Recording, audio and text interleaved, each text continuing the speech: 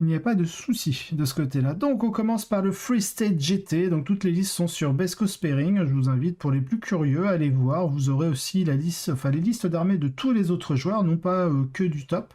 Et donc The Showdown, on se retrouve sur une finale Craft World, enfin 100% Craft World, et une liste qui est Craft World Harlequin. Alors, on a Dan Simmons en Aeldari, donc Ultué. Donc on nous dit, sans regarder la liste, l'utilité et l'artillerie des Ultué, soutenue par les unités objectives des Harlequins et des Void Weavers. Les Bracelords apportent un peu d'énergie en milieu de tableau.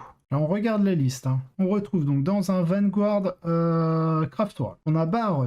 Barot, complètement cheaté. Pourquoi Barot c'est cheaté? Je vais vous le dire. Je vais aller chercher Barot. Voilà, Barot. Alors déjà Barot, c'est un gars qui bouge de 14, il a un jump pack, mais il bouge de 14 et pas de 12. CC2+, c'était 2+, force 4, endurance 4, 6 points de vie, 6 attaques, commandement 9, sauvegarde à 2+ de base. Il a donc son arme de tir qui a une portée de 24 pouces, qui est assaut 4, donc il peut très bien advance et tirer. Force 6, PA-2, dégâts 2, donc là déjà on est là, on fait... Ah ouais d'accord. Et elle a la particularité, bon ça c'est vraiment anecdotique, mais si jamais il fait un 6 pour toucher non modifié, il blesse automatiquement. Et enfin au corps à corps, il a le Shining Blade, donc qui est force plus 1, donc il sera force 5, PA-3, dégâts 2. Et à chaque fois qu'il fait une attaque avec cette arme, si jamais il fait un 6 pour toucher, non modifié, et ben il score une touche supplémentaire. Donc avec 6 attaques, il fait au moins un 6, donc il aurait entre 6 et 7 touches, en fonction du nombre de 1 qu'il aurait fait. Au niveau donc de ses règles spéciales, il a Cloud Striker, qui lui permet en fait d'être mis en réserve... non, ça c'est quand il consolide, ou fait un mouvement de Battle Focus, on peut le retirer du terrain, et il repop n'importe où sur le champ de bataille à 9 pouces de toute figurine ennemie. Donc ça veut dire que, vu que vous pouvez le faire aussi pendant un mouvement de consolidation, ça veut dire que bon, il bouge, il tire, il charge. S'il réussit sa charge, donc il va pouvoir s'activer, parce qu'il a chargé, il a Fight First, donc c'est lui qui décide. Ah, je me tape encore les pubs ici, un peu chelou ça. Donc je disais, il bouge, il tire, il charge. Quand vous l'activez, il va d'abord faire un mouvement de piline, donc 3 pouces, en se rapprochant toujours de la figurine la plus proche. Ensuite, vous allez taper avec, donc vous allez lancer vos sidés, vous touchez sur 2+, vous blessez sur X+. Une fois que vous avez tapé, là, vous allez faire un mouvement de consolidation. Normalement, le mouvement de consolidation, c'est un mouvement de nouveau de 3 pouces en vous dirigeant vers la figurine la plus proche. Vous n'êtes pas obligé de le faire, mais vous pouvez le faire. Et là, à la place, Barot, quand il fait un mouvement de consolidation, si vous le souhaitez, vous pouvez le retirer du corps à corps et le mettre n'importe où sur le champ de bataille à 9 pouces de toute figurine ennemie. Donc ça veut dire que vous bougez, tirez, chargez, tapez, et vous vous barrez avant même que l'unité que vous ayez chargée puisse taper. Sachant que c'est pas un mouvement qui compte comme un désengagement, donc ça veut dire que toutes les règles qui empêchent le désengagement, il y en a certains, c'est ils empêchent à 100% le désengagement, il y en a d'autres, c'est on fait un duel de jet de dés, ou alors c'est sur un 4+, que tu peux pas te désengager, bref. Peu importe. Vu que c'est pas un mouvement de désengagement, et on peut pas l'empêcher. Donc clairement, Barot, c'est le seigneur Phoenix à l'heure actuelle le plus pété en termes de mécanique, parce que ça peut être très bien genre, je sais pas, je bouge, je tire, je charge, je tape et je me casse, je me mets sur un objectif où il y a personne, paf, je le contrôle, tranquille, ni vu ni connu, voilà que je t'embrouille. Alors ok, Barot, ça va pas aller casser des Dreadnoughts, etc., mais... même ça pour le plaisir, genre il tire sur le Dreadnought, il le charge derrière, il lui enlève 4-5 PV, imaginons. Hop, il se barre. Du coup, on peut pas du tout le gérer en fait. Aussi simple que ça, donc complètement craqué. Donc c'est pour ça, Barot, dans les détachements Ultué, on va souvent le voir. Dans les détachements Craft World même. Donc on a Eldrad Ultran qui sera le seigneur de guerre, il me semble. Non, c'est pas le seigneur de guerre? Oui, ça va être le seigneur de guerre. Il n'a pas écrit qui était le Warlord dans sa liste. Je sais pas, mais je pense que c'est Eldrad, le Warlord. Il lui a mis... il a le trait de seigneur de guerre... Ouais, si, il a le trait de seigneur de guerre Ultué, donc je pense que c'est le Warlord. Le trait de seigneur de guerre Ultué, je rappelle, Fate Reader, en fait, quand il va lancer ses dés... les dés de destin, là, les Strand of Fate, il lance 6 dés et normalement en Strike Force, donc on joue en Strike Force, il va garder 4 dés. Mais là, avec Ultué et le Fate Reader, donc le trait de seigneur de guerre Ultué, il peut garder un 5e dé, ce qui est très fort. Bon, il a guide pour la relance des touches, il me semble, et Doom, c'est pour la relance des blesses. Alors, on a 6 Dire Avenger, on a 5 Banshee, 5 Scorpions, on a un Warlock Skyrunner, enfin, un ou deux. Un seul, il me semble. Ouais, 60 points, c'est un seul. Ensuite, on a Vracelord. Je vais aller voir un peu les caracs du Vracelord. C'est quoi ça? C'est de l'élite, hein? On est d'accord? Ouais. Oh là là, attendez, je suis déjà dans l'élite. Corsair, Warlock, Skyrunner, Dire Avenger, Fire Dragon, Striking, Blade, Vraceguard, Vracelord. Ah, c'est en du 8! Ah, mon cochon! C'est en du 8, 9 points de vie. On soustrait 1 au dégâts. Ah, par contre, l'endurance 8, c'est un peu craqué. Il les a équipés comment? Ghost Glaive. Ghost Glaive, donc il a deux manières de taper. Soit il fait des grosses patates de force 9, PA-4 en dégâts D3 plus 3. Soit il va faire 2 jets de touche au lieu d'un. Donc vu qu'il a 4 attaques, ça fait 8 attaques. De force 7, PA-2, dégâts 2. Il a quoi? Il a un skater laser, donc ça c'est le skater laser, ça doit être l'espèce de petite sulfateuse, la catapulte shuriken, et les vrais bone fist, ça c'est les attaques force 7, PA-3, dégâts 3. Ok, là on a une... Ah oui, et puis on a la Bright Lance, quand même. La Bright Lance, ça doit être une lance anti-char, ça.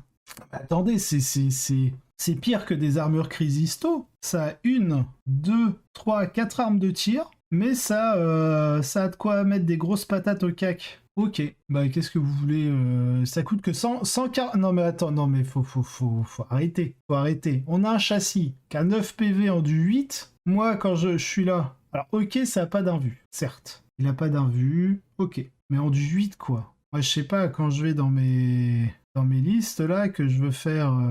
Elite, genre un Dreadnought Vénérable, hein. Dreadnought Vénérable, on a 8 PV et 7 d'endu, hein. Save à 3+. Je sais pas, genre, si je mets une grande hache...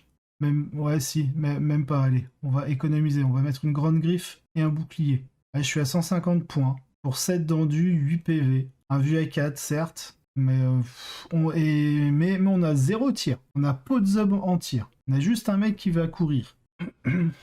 Ah, ok. Et là, on a les support weapons, donc avec les Shadow Weaver. On va aller voir ce que c'est. Enfin, je vais aller voir ce que c'est les Shadow Weaver. C'est du soutien, on est d'accord. Support weapon. Shadow Weaver, donc c'est lourde, donc c'est 48 pouces, lourde D6, force 6, PA-2, dégâts 1. Blast et ça peut tirer hors ligne de vue. Donc ça veut dire que là, par tour, il a 5 D6 tirs de force 6, PA-2, dégâts 1.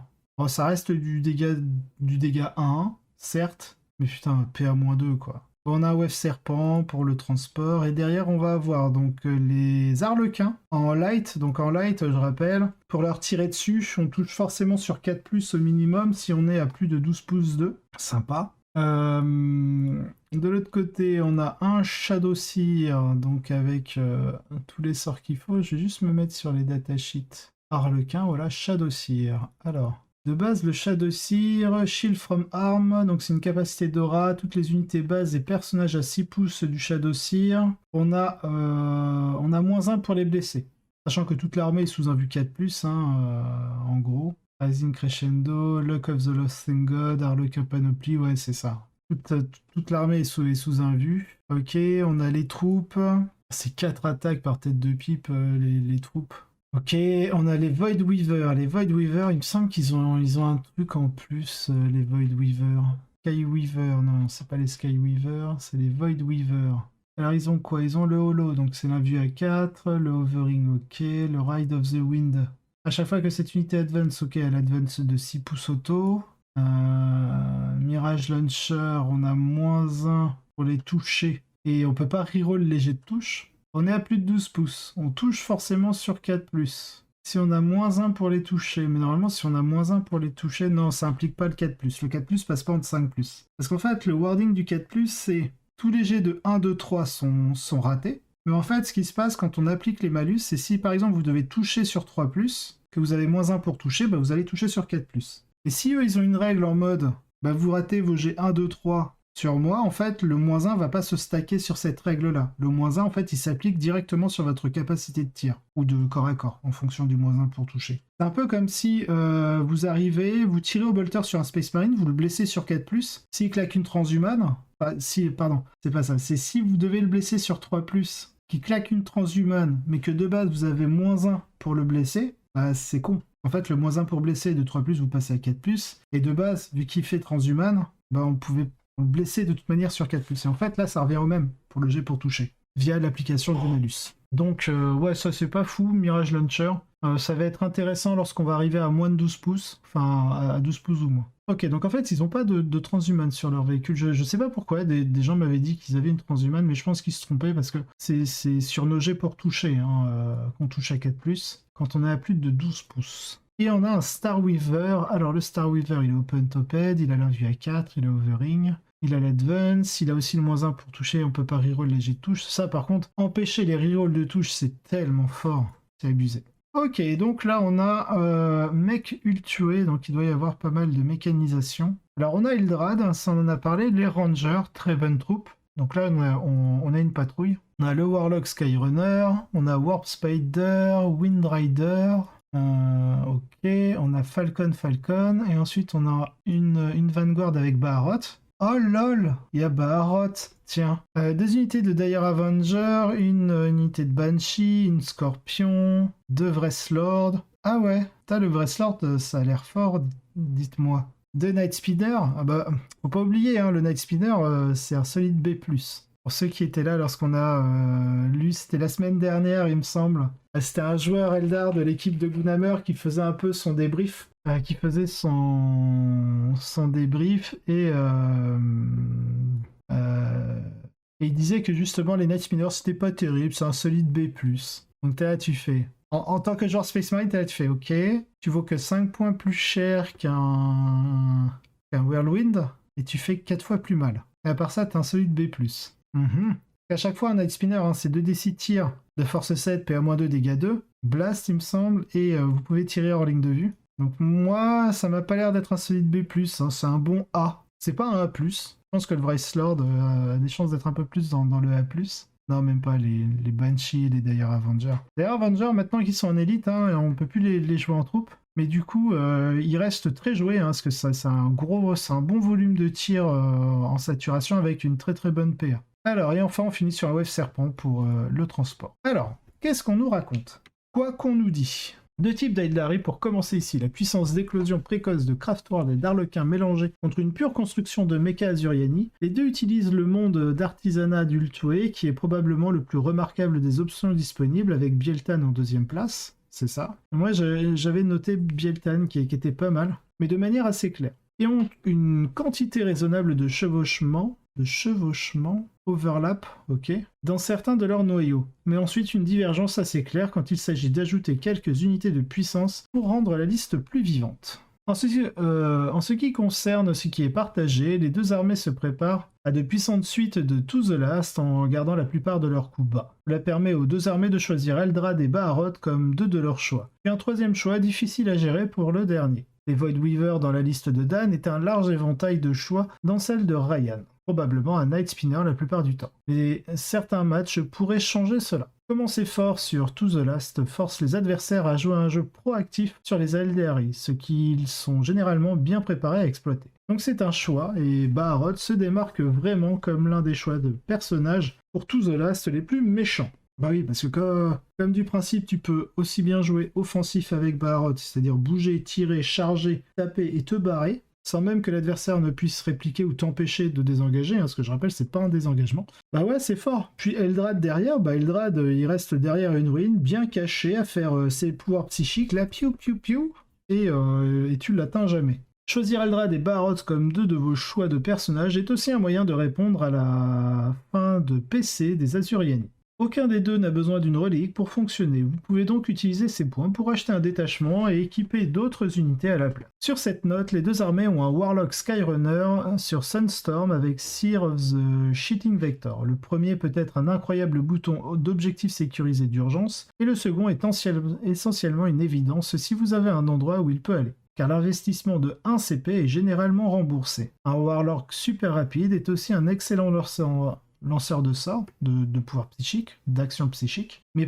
probablement pas dans ce match-up, car le risque de déni, donc de deny, serait élevé dans les deux sens. C'est ça. C'est-à-dire que Craftworld contre Craftworld, l'interrogation mentale, tu te la mets où je pense. Hop, donc on en est là. Hein. Pour en revenir à la punition d'un adversaire qui s'engage, les deux listes contiennent des guerriers aspects et des seigneurs vrais, donc des Wraith Lords. Hein. Crushing Blow et Piercing Strike garantissent que votre première unité de Banshee et de Scorpion est vraiment bonne, et vous verrez ces mêmes unités dans de nombreuses listes. Elles sont parfaites pour le travail ici, car elles peuvent échanger contre beaucoup de choses, ce qui est exactement ce que vous voulez quand vous forcez l'adversaire à jouer votre jeu. Fournissant un ancrage plus solide, nous avons les Wraith Lords, qui sont un peu plus une spécificité d'Ultway. L'ajout d'une sauvegarde invulnérable de 6+, ah oui c'est vrai que Ultway tu as une invulnérable à 6+, et d'une résistance mortelle les propulse vraiment au sommet. Car la possibilité de s'auto-sauvegarder avec des brins contre les gros coups, ouais c'est ça, c'est des brins en gros, c'est des petites sauvegardes. Donc le moindre 6 que vous réussissez contre des gros tirs, c'est assez énorme. Et toute la différence dans leur durabilité. Ils ajoutent également un punch assez substantiel. Quelques tirs de lance brillante supplémentaires ne sont jamais de trop. Et les adversaires qui envoient des unités de grande valeur trop près d'eux vont le regretter. Ouais, c'est des unités, en fait, grâce à Ultway, ils ont quand même une relance des jets pour blesser. Enfin, ils ont une relance pour blesser. Donc du coup, pouvoir jouer une Bright Lance, il suffit de réussir à toucher. Et derrière, pour blesser, on a une petite reroll gratuite. Donc c'est extrêmement fort. Le fait qu'il soit core fait qu'un laser de dispersion aléatoire a beaucoup plus de valeur que sur la plupart des chars. Car vous pouvez le combiner avec Doom pour les relances complètes. Ah, j'avais pas vu qu'ils étaient bases. Et là, on vient de l'apprendre. Donc oui, c'est complètement craqué. La dernière chose dont disposent les deux listes est le feu indirect, Shadow Weaver pour Dan, Night Spinner pour Ryan. Le tir indirect à Eldari n'est pas aussi oppressant que celui de la Tau. Ouais, enfin, en Tau, ils ont pas les décanons qui font dégâts des 3+3, quoi. Mais il est certainement assez bon, et joue à nouveau sur cette exigence de forcer l'adversaire à faire quelque chose. Le faire saigner, le forcer à faire le premier pas, le punir en réponse. Disons que même dans le cas des Shadow Weaver qui sont force 6, en fait, c'est un truc de force, c'est-à-dire que ok, le taux, il va te balancer de la saturation, mais il a peu de tirs indirects à force 5 au final. Il a surtout de la force 4, PA-1, dégâts 1, ignore light cover, avec les air bursting. Ça, ils en ont vraiment une chier. Mais voilà, c'est de la force 4. C'est-à-dire que déjà, de base, ils ont une CT4, force 4. Premier, ils vont avoir une CT3, donc ils vont toucher à 3+, reroll D1. Voire full reroll des touches avec Shadow Sun. Derrière, ils seront force 4, quoi. Donc, contre les Endurance 5, ils vont blesser sur 5+, alors que le Shadow Weaver, il va blesser sur 3+. Il s'en fout complètement. Et puis, si en plus, il y a un Doom qui traîne, et il est reroll des touches et des blesses, enfin, c'est pas très comparable, en fait. Et ça reste du dégât 1, quoi, chez les taux. Alors que chez les Eldar, s'ils prennent le décanon, les Crisis, ça vont pas aimer. Le dégât des 3+3, suffit qu'il fasse 3 ou 4 sur son jet, donc en gros, ouais, il a une chance sur...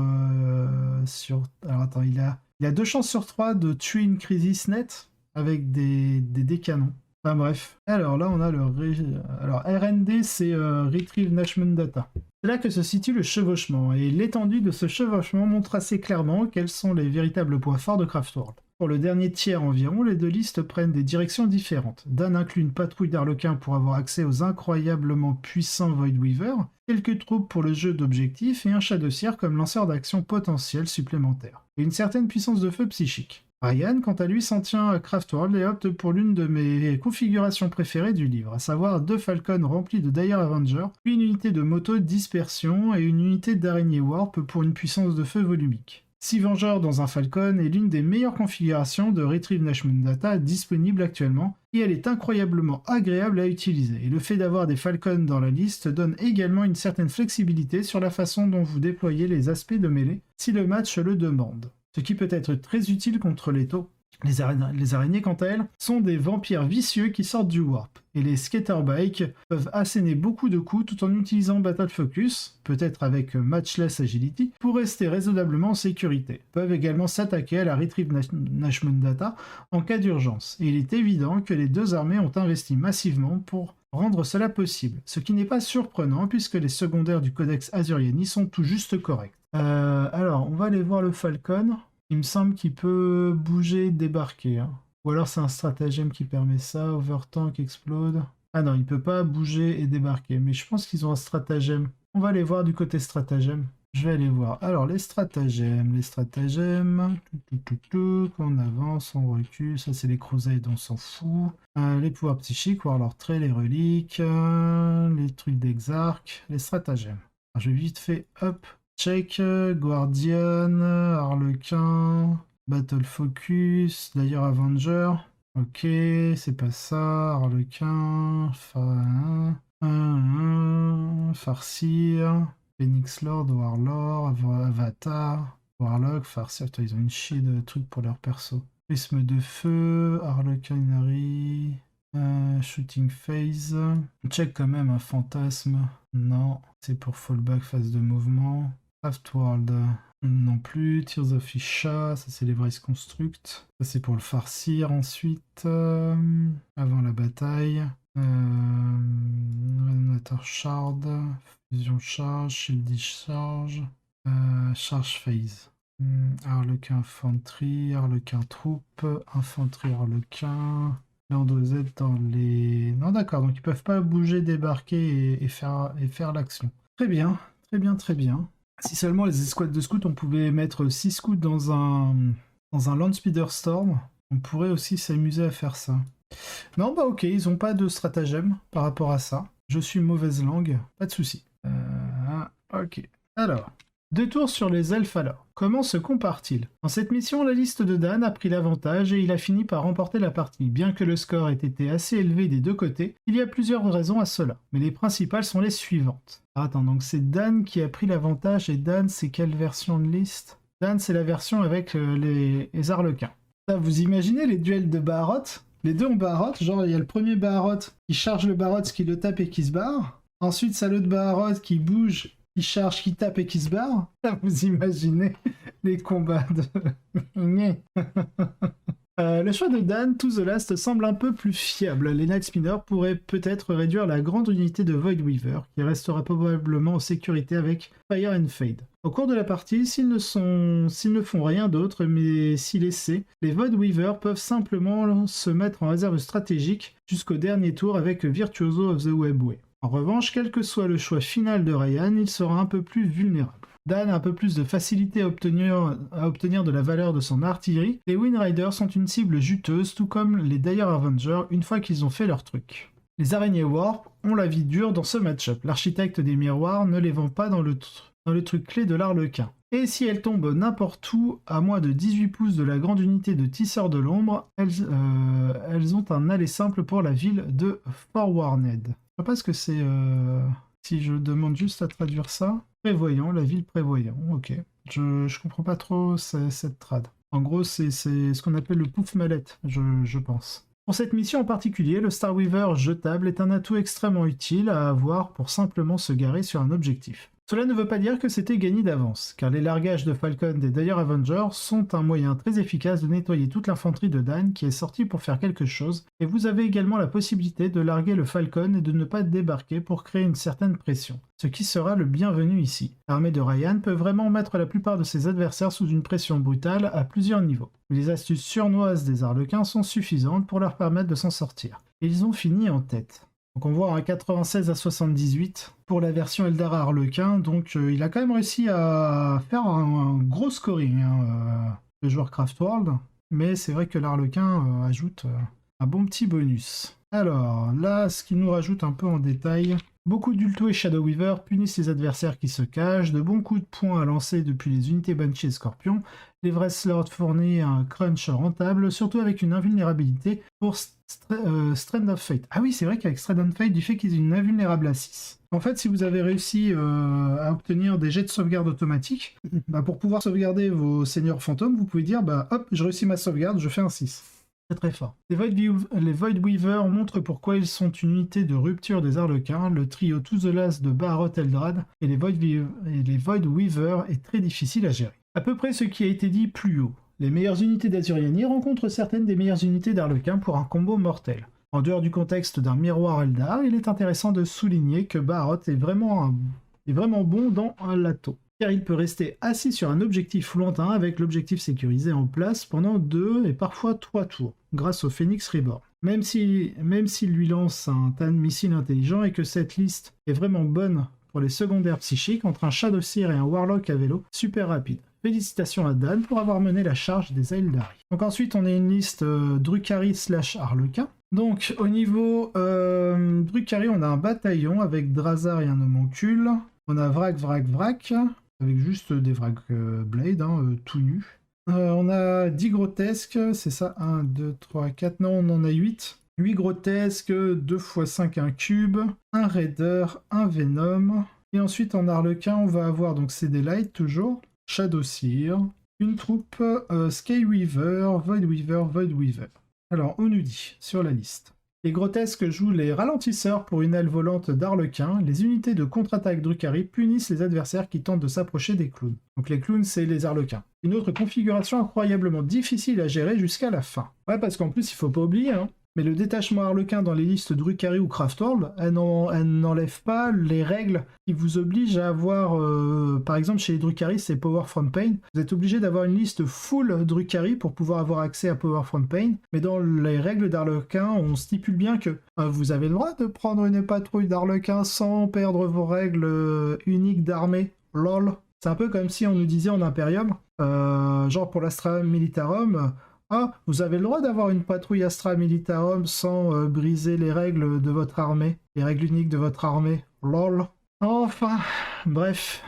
C'est un top 3 entièrement composé d'Aeldari et le deuxième build montre comment on peut vraiment s'appuyer sur To The Last avec les Arlequins. Les Light Saidats Voidweaver sont déjà assez mauvais, mais les Skyweaver sont encore pires. Jetez Fog of Dreams sur eux et l'adversaire ne peut souvent pas les tirer du tout. Tandis que si leur plan est de les éliminer en mêlée, Capricious Réflexion signifie que leur travail sera coupé pour eux. Ajoutez à cela suffisamment de grotesques pour ralentir l'ennemi et quelques incubes et Drazar pour échanger contre les premières bonnes choses que l'ennemi envoie au combat, et vous avez un autre build super solide qui a bien mérité sa fin invaincue. Des vracs bon marché pour le jeu objectif et aussi un gros atout que vous obtenez en mélangeant les Drukhari et les Azuriani n'apprécient pas. Du bon travail de la part de Zach. Donc à la 3e place, on a donc Ryan, hein, on a vu sa liste, on va quand même en parler. Donc Mike Ultway avec beaucoup de vitesse et beaucoup de punch en volume, les Wrestlers fournissent à nouveau un point d'ancrage, les Falcons avec les Dire Avengers fournissent une Retrieve Nashman Data incroyablement fiable, les Warp Spider et les Scatterbike fournissent de grands nombres pour les urgences, un grand nombre de tiers. C'est à peu près ce qui a été dit dans l'épreuve de force, même si comme dans le cas de l'épreuve de force, il y a quelques nuances qui apparaissent en dehors des miroirs. La plupart du temps ici, je pense que si vous voulez utiliser mech, vous avez besoin de 2 Falcons, car la configuration supplémentaire et la contre-menace immédiate qu'il vous donne contre les taux sont absolument vitales pour vous donner une chance dans ce match-up. J'ai apprécié de jouer Megdar jusqu'à présent avec le nouveau livre, et si mes rêves de Bieltan ne se réalisent pas, c'est définitivement là que je vais pivoter ensuite. Donc merci à Ryan pour l'inspiration de la liste et félicitations pour la 3e place. Enfin, on a à la 4e place un petit taux. Voilà, on est plus top codex. Je me fous un peu de leur gueule. Donc du coup, au niveau du taux, on a un commandant Enforcer. Donc la version Enforcer permet de donner une unité objectif sécurisée. Donc il est en Airbursting, Burst Cannon DW2, la Pure Tide pour récupérer des PC et un Shield Generator. On a 2 unités de croûte, on a une première crisis. Alors attends, il joue en Farsight Enclave. Donc il joue en vrai Farsight par contre. Il n'a pas du tout déterré. Donc là on a une première unité de 3 crisis avec Shield, Flamme et Target Lock. Ok d'accord, donc ça c'est... C'est peut-être l'unité qu'il va rendre super OP et l'avancer un peu plus proche de l'ennemi. Ensuite, on a un bataillon avec Farsight. Donc Farsight, c'est un commandeur Crisis, en gros, qui permet de donner une unité à un ignore tout ou en partie des malus, des modificateurs pour toucher. Donc aussi bien les malus que les bonus. Et c'est vous qui choisissez lesquels vous ignorez et ceux que vous allez prendre en compte. On a un commandeur Colstar, donc on a l'Onagre et on a le thermoneutronique avec précision du chasseur, donc un classique en Colstar. Colstar, donc c'est le 3e commandeur qui lui permet à une unité crisis ou base de pouvoir advance automatiquement de 8. Ce qui fait que vous avez une unité de crisis qui peut faire 18 pouces. On a 3 unités de croûte dans les taxes. Ensuite, on a 3 unités de 3 crisis, donc une avec double plasma et taux lance-flamme. On a encore double plasma, et là on a Target Lock et Shield Generator, et ensuite on a Air Bursting, Plasma Rifle. Target Lock, et il n'y a pas de Shield Generator sur celle-ci, il y a 0 drone. Ensuite, on a des drones tactiques, donc avec les marqueurs light, on a des V-Speed, et on a 2 unités de broadside. Vous ne devriez probablement pas passer immédiatement à côté. Je bois un coup. Car bien qu'il s'agisse de toute évidence d'une liste taux, ah bon, elle présente une différence notable par rapport à certaines des constructions que nous avons vues précédemment. Au lieu de miser sur de grosses bombes de Crisis avec beaucoup de drones, cette liste mise plutôt sur des unités plus petites et plus fragiles et garde le coût suffisamment bas pour que l'un des commandants finisse comme troisième choix de To The Last. Je suppose qu'il s'agit d'une technique pour Aeldari Doom et certaines des configurations brutales. Brutales d'aspect de mêlée permettent aux listes Aeldari de concentrer la douleur sur une grande unité de manière très efficace. Donc être musclé avec même une unité de Crisis lourdement équipée peut être risqué. Configurer l'armée de cette manière a un coût dans d'autres jeux où vous voulez une grande unité qui peut encaisser un coup de poing. Cela semble plus faible que la configuration standard des Custodes par exemple. Mais cela pourrait fonctionner de manière plausible contre certains types d'Eldar. Il y a aussi un grand nombre de croûtes pour se déployer et bloquer les attaques en profondeur, ce qui est très utile. Oui, surtout avec Barot qui se l'épée n'importe comment, n'importe où. Elle a remporté une victoire contre Mekultwe, mais a été vaincue par le build de Zac au 4e tour. Ce build particulier rend définitivement le travail de cette armée difficile. Les Void Weaver ou les motos peuvent raisonnablement résister à un round de tir des broadsides, et les punir brutalement d'être à découvert sans drone. Je changerai probablement les ATS sur les broadsides. Alors les ATS, ça doit être les Stabilised Optiques, pour améliorer ce match-up. Vous voulez avoir la possibilité de garder les broadsides complètement hors de vue et de les attaquer quand c'est nécessaire. Je vois pas trop ce que c'est les ATS. Je ne me plains certainement pas de voir une construction TOW où il y a vraiment des choses à dire pour compléter le top 4. Donc bon travail de Matt. Ensuite pour le reste, on est sur 4 victoires et une défaite. Quand même on retrouve un TOW, en enclave mondes alliés, on a un Custodes qui joue émissaire, tiens. Il joue pas Chosen, Emperor Chosen ou Shadowkeeper. Donc il joue les émissaires, un spam de Sagittarium avec quelques dreads et une seule unité de moto pour aller dans les ténèbres. Ils auront notamment 45 points de plus pour jouer après le changement de Sagittarium.